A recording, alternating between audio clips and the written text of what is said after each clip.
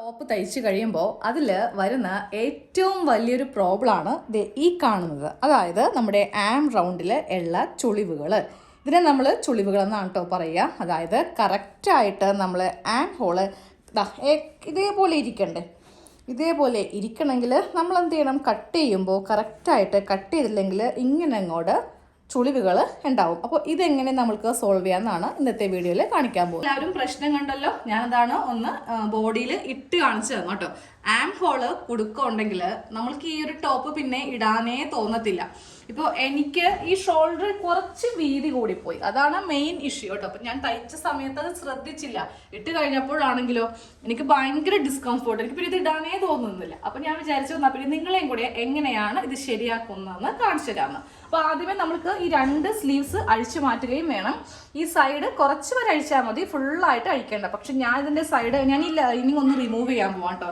ഈ ഒരു കോട്ടൺ ഫാബ്രിക്കിൽ ലൈനിങ് കൂടെ ഒക്കെ വന്നപ്പോൾ ഉണ്ടല്ലോ, എനിക്ക് ഇടുമ്പോൾ ഈ ലൈനിങ് ഇങ്ങനെ മുകളിലോട്ട് കയറി പോകുന്ന ഒരു ഫീലിംഗാണ്. അപ്പം ഞാനത് കൊണ്ടിട്ട് നിഴലടിക്കും എന്ന് വിചാരിച്ചിട്ടാണ് കോട്ടൻ്റെ തന്നെ ലൈനിങ് ഇട്ടത്. പക്ഷേ വെളുക്കാൻ തെച്ചത് പാണ്ടായി എന്ന് പറഞ്ഞ പോലത്തെ ഒരു അവസ്ഥയായി. ഇതിൻ്റെ ഉള്ളിലൊരു ഇന്നർ ഇട്ടാൽ പോരെ.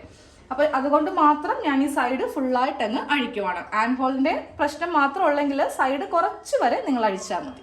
ഞാനപ്പോൾ ഇതിൻ്റെ രണ്ട് സ്ലീവ്സും അഴിച്ചു മാറ്റി, ആ സൈഡിൽ സ്റ്റിച്ച് ഫുള്ളായിട്ട് അഴിച്ചു മാറ്റി കേട്ടോ. ലൈനിങ്ങും ഫുള്ളായിട്ട് കളഞ്ഞു. എന്നിട്ട് ഇത് ഇങ്ങനെ അങ്ങോട്ട് വെച്ച് കൊടുത്തു. അപ്പോൾ നിങ്ങൾക്ക് ഇതുപോലെ ലൈനിങ് മാറ്റണം എന്നുണ്ടെങ്കിൽ ഇത് ഇതുപോലെ ചെയ്താൽ മതി. എന്നിട്ട് നമ്മൾ ഇത് ഉള്ളിലേക്ക് ഇങ്ങനെ ഒന്നെങ്കിൽ മടക്കി തയ്ക്കണമെങ്കിൽ തയ്ക്കാം, അല്ലെങ്കിൽ ഹെമ്മിങ് ചെയ്തെടുക്കാം. ഇതേപോലെ തന്നെ ബാക്കിലെ നെക്കിലും കുറച്ചിങ്ങനെ വെച്ച് കൊടുത്തു. എന്നിട്ട് ഇത് ഉള്ളിലേക്കൊന്ന് തയ്ച്ചങ്ങ് വെച്ചാൽ മതി. ഒത്തിരി ബുദ്ധിമുട്ടായതുകൊണ്ടിട്ടാണ് ഞാൻ ലൈനിങ് മാറ്റിയത് കേട്ടോ. ഇനി ഞാനിതിൻ്റെ ടോട്ടൽ വിഡ്ത്ത് ഒന്ന് നോക്കാൻ പോവാം. ഇതിലിപ്പോൾ ഒരു 3.25 ഇഞ്ചുണ്ട്. തയ്യൽ തുമ്പൂടി പോയി കഴിയുമ്പോൾ എനിക്ക് 3 ഇഞ്ചാണ് വരുന്നത്. പക്ഷെ എനിക്ക് ഇത്രയും വേണ്ട, എനിക്ക് 2.5 ഇഞ്ച് മതി. കുറച്ച് കൂടി പോയത് കൊണ്ടിട്ടാണ് എനിക്കിവിടെ വിട്ട് കുറച്ച് കൂടിയതും ആ ഒരു ഭാഗത്ത് ഇഷ്ടംപോലെ തുണി ഉണ്ടായതും. അപ്പോൾ 2.5 ഇഞ്ച് മതി. അതിനെ കൂടെ 1/2 ഇഞ്ച് തയ്യൽ തുമ്പും കൂടി ചേർത്തിട്ട് ഞാൻ ദേ ഇവിടെ 3 ഇഞ്ച് ഇങ്ങനെ ഒന്ന് ലെവൽ ചെയ്തു. എന്നിട്ട് ഞാനിത് തന്നെ ടേപ്പിന് സ്ട്രെയിറ്റ് ഇങ്ങനെ അങ്ങോട്ട് വെച്ച് കൊടുത്തു കേട്ടോ. ഇതിപ്പോൾ ഞാൻ ചെയ്യുന്നത് ബാക്കിലെ ആം ഹോളാണ്. ഇനി ഫ്രണ്ടിലെ ആം ഹോളും കൂടെ എനിക്ക് കുഴിച്ച് കട്ട് ചെയ്യേണ്ടി വരും. അപ്പോൾ ഇതേപോലെ സ്ട്രെയിറ്റ് കൊടുത്തു. എന്നിട്ട് ഇങ്ങനെ അങ്ങോട്ടൊന്ന് വരച്ച് കൊടുത്തു. കറക്റ്റ് ഈ ആം ഹോൾ ലെങ്ത്തിലേക്ക് ഇങ്ങനെ ഒന്ന് വരച്ച് കൊടുത്തു.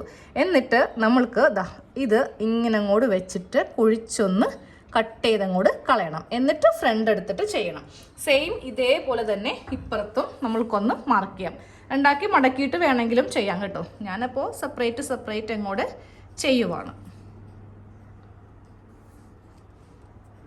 ഇപ്പോൾ വരച്ച് കൊടുത്തിരിക്കുന്ന ഈ ഒരു ഭാഗത്ത് കൂടെ ഞാൻ ഇങ്ങനെ ഒന്ന് കട്ട് ചെയ്തെടുത്തു. ഈ ഭാഗം വരുമ്പോൾ നമ്മൾ ഇങ്ങനെ അങ്ങ് ചെയ്യാവൂ, ഇറക്കരുത് കേട്ടോ. കാര്യം കറക്റ്റ് അളവിലാണല്ലോ ഇതിരിക്കുന്നത്. ഇനി ഫ്രണ്ട് നെക്ക് ഏതാണോ ആ പാർട്ട് എടുക്കുക. ബാക്ക് ആം ഹോൾ ആണ് നമ്മളിപ്പോൾ ചെയ്തത്. ഇനി ആ ഫ്രണ്ടിലെ ആം ഹോൾ ഒന്ന് കുഴിച്ച് വരച്ചു കൊടുക്കാം. അത് ചെയ്യാൻ വേണ്ടിയിട്ട് നമുക്ക് ഈ ലൈൻ ഇങ്ങോട്ടേക്കൊന്ന് എക്സ്റ്റെൻഡ് ചെയ്ത് കൊടുക്കുക. എന്നിട്ട് ഇവിടെ ഒരു 1/2 ഇഞ്ച് ഇങ്ങനെ ഒന്ന് മാർക്ക് ചെയ്യാം. എന്നിട്ട് ഇതിങ്ങനെ ഒന്ന് മാർക്ക് ചെയ്ത് കൊടുക്കുക.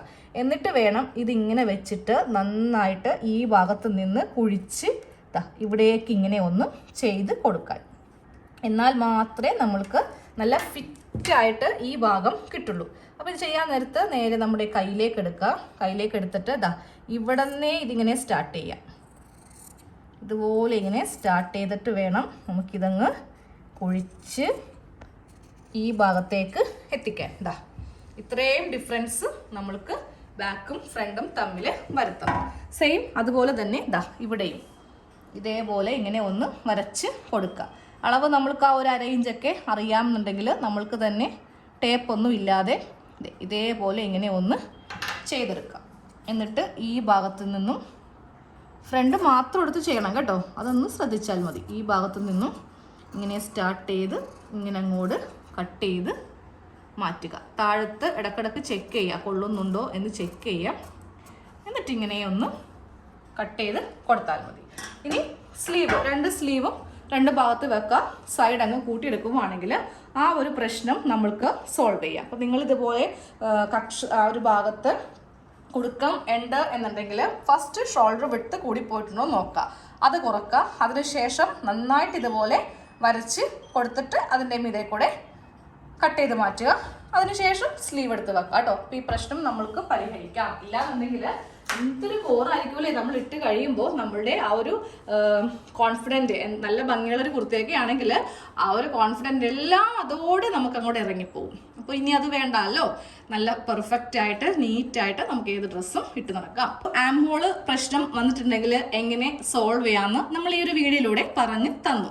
ഇനിയിപ്പോൾ ഇത് കട്ട് ചെയ്യുമ്പോൾ എങ്ങനെയാണ് ഈ ഫ്രണ്ടൊക്കെ ചെയ്യുക, ബാക്കൊക്കെ ചെയ്യുക, അങ്ങനെ കുറേ അധികം കാര്യങ്ങൾ നമ്മൾക്ക് ഈ ടൈലറിങ്ങിലുണ്ട് കേട്ടോ. അപ്പോൾ നിങ്ങൾക്ക് ഇതൊക്കെ ഡീറ്റെയിൽ ആയിട്ട് പഠിക്കണം എന്നുണ്ടെങ്കിൽ നമ്മുടെ ചാനലിൽ ലൈവ് ടൈലറിങ് ക്ലാസ് സ്റ്റാർട്ട് ചെയ്തിട്ടുണ്ട്.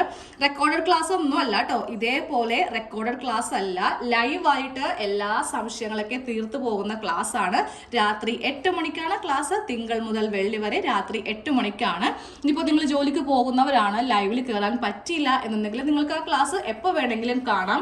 പക്ഷെ ഡൗട്ട് വരുമ്പോൾ ആരോട് ചോദിക്കും, എങ്ങനെ ചോദിക്കും? അതിന് നമുക്കൊരു വാട്സാപ്പ് ഗ്രൂപ്പ് ഉണ്ട്.